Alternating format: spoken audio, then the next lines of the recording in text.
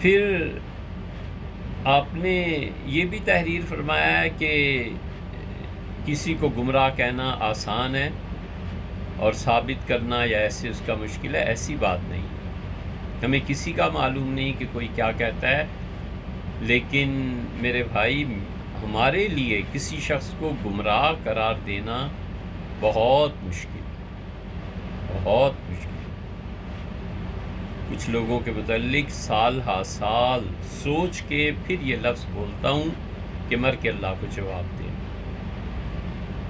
کفر کے فتوے بھی آتے ہیں، کبھی دستخط نہیں کرتا.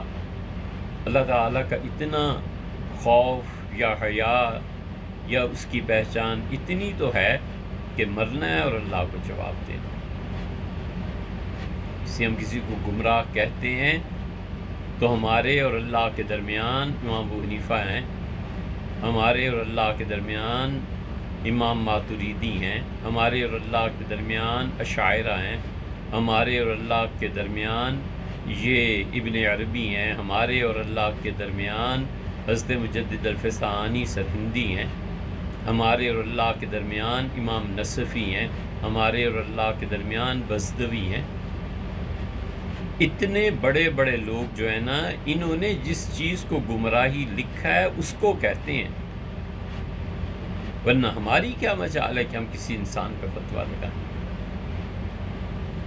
ہماری کیا مجال ہے کہ ہم کسی انسان کے عقیدے کی تصدیق و تردید کریں. یہ بڑے لوگ جو ہیں نا انہوں نے.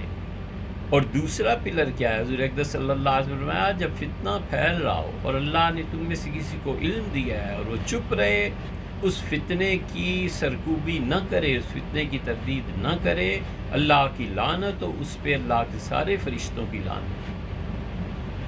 یہ حدیث سوچ کے زبان پھر کھولنا پڑتی ہے، کیا کریں.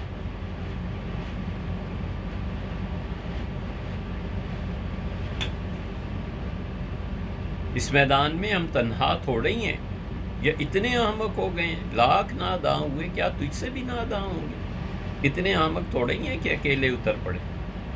یہ سارے لوگ جو ہیں نا، اب ہے تو شعر ذرا سا ایسے ہی. ایک مصرع سناؤں جگر مراد آبادی کا.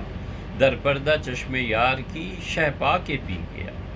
تو جو شہ دینے والے ہیں نا، یہ ہیں پیچھے کھڑے ہوئے. اس لیے ہر وہ شخص جو حضرت رسالت مآب صلی اللہ علیہ وسلم کی معراج پر بات کرتا ہے اور کہتا ہے کہ معراج حضور اقدس صلی اللہ علیہ وسلم کی صرف وہ تھی خواب اور حقیقت میں نہیں تھا، میں ان سب سے ہاتھ جوڑ کے عرض کرتا ہوں یہ نہ کہو، نہ کہو. ابن اسحاق نے اس کو لکھ دیا تھا ام المومنین سے عائشہ رضی اللہ عنہا کے متعلق اور معاویہ رضی اللہ عنہ کے متعلق. ابن اسحاق، معاویہ اور عائشہ رضی اللہ عنہ، ان سب کے درمیان کئی سال ہیں. ابن اسحاق نے کہاں سے سن لیا تھا؟ ام المومنین سے عائشہ رضی اللہ عنہا نے اگر یہ کہا بھی تھا تو اس کی مراد کیا تھی؟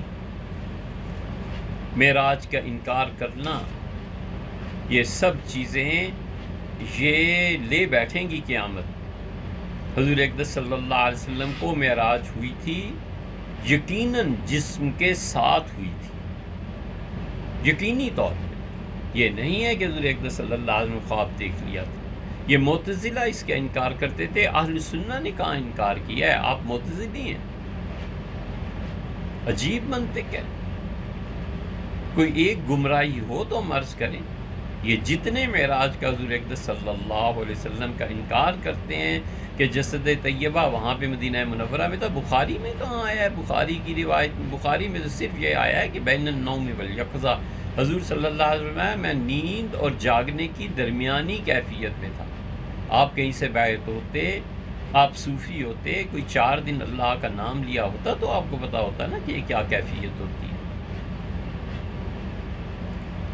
اس لیے صحیح بخاری میں کوئی ایسی چیز نہیں ہے کہ حضور اقدس صلی اللہ علیہ وسلم کا جسد مبارک موجود تھا اور روح مبارکہ تشریف لے گئی تھی. ایسی بات نہیں ہے بھائی.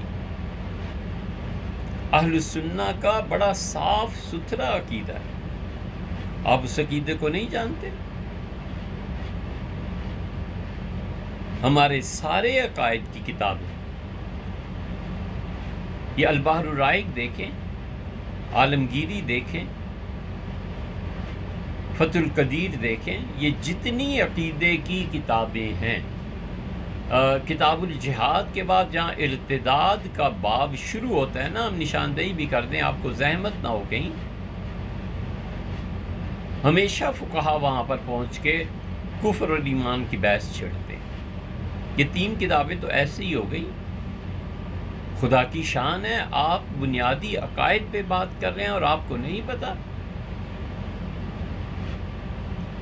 کہ فقہ اکبر کس کی ہے.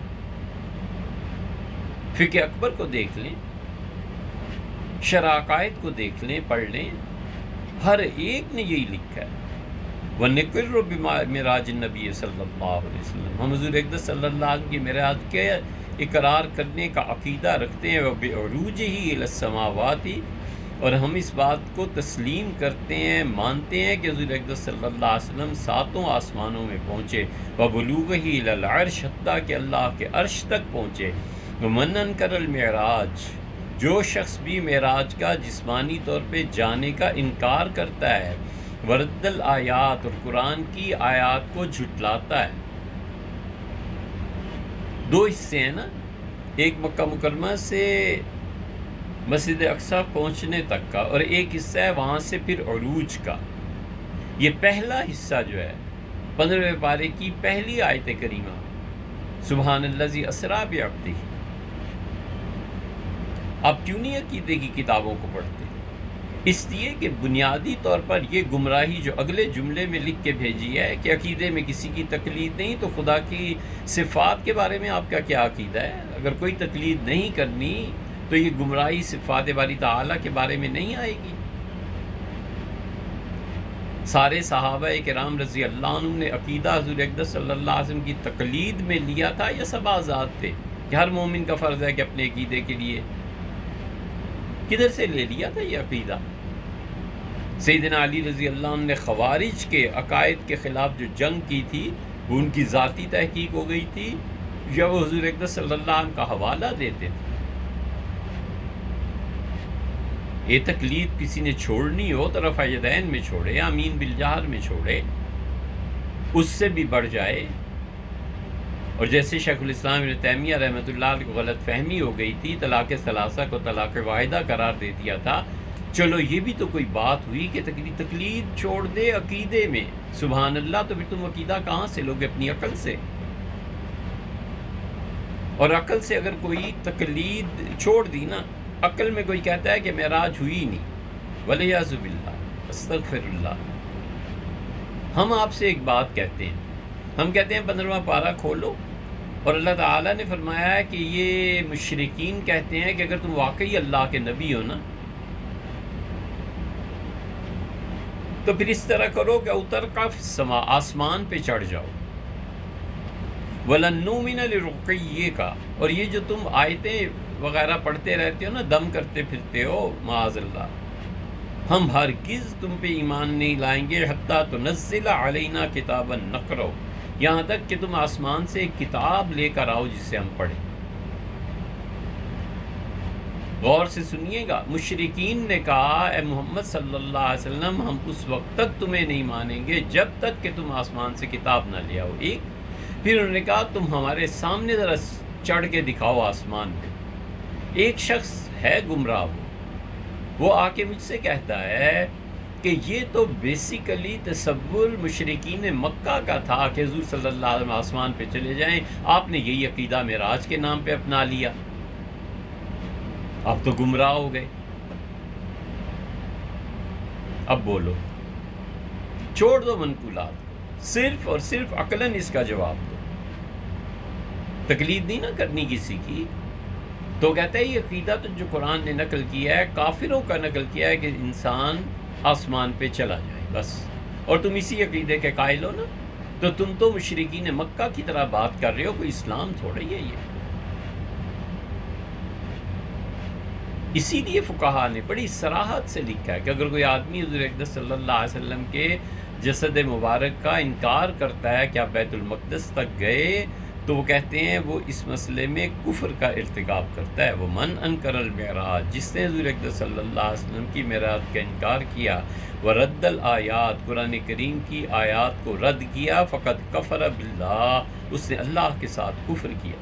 ومن صدق بالآیات، اور جو کہے قرآن کی آیتیں سچی ہیں، وببلوغہ الی بیت المقدس، حضور اقدس صلی اللہ علیہ وسلم بیت المقدس تشریف لے گئے تھے، وانکر المعراج، اور کہتا ہے وہاں سے آسمانوں پہ اس پہ میں چپوں، میں اس کا انکار کرتا ہوں یا خاموش رہتا ہوں. ویقول لا ادری عرج او لم یا، مجھے نہیں معلوم گئے تھے یا نہیں گئے تھے. فہو مبتدع، وہ بدعتی ہے.